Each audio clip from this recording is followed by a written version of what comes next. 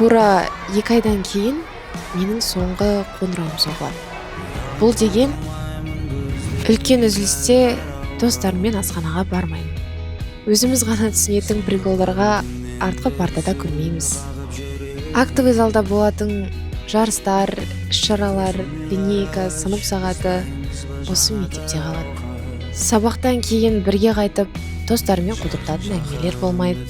Журнал бойынша бізден ешкім сабақ сұрамайды, ешкімнен артық қалам да сұрамаймын. Терезеге қарап, өмір жайлы, еркіндік жайлы да қиялданбаймын. Мектептегі крашымның есігін аңдып, жан досыма ол жайлы айтып, сырласатын уақыт болмайды. Үзіліс кезінде тикток түсірмейміз. Бірақ бұл кезді қимасам да, ең жауапты өмір кезеңіне келгенімде сезіледі. Барлығы 10-нан болып, қалаған мамандығыма түссем, арманым жоқ.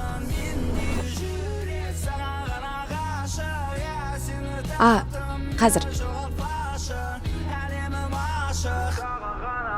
Ұялып бата алмаймын көздеріңе жай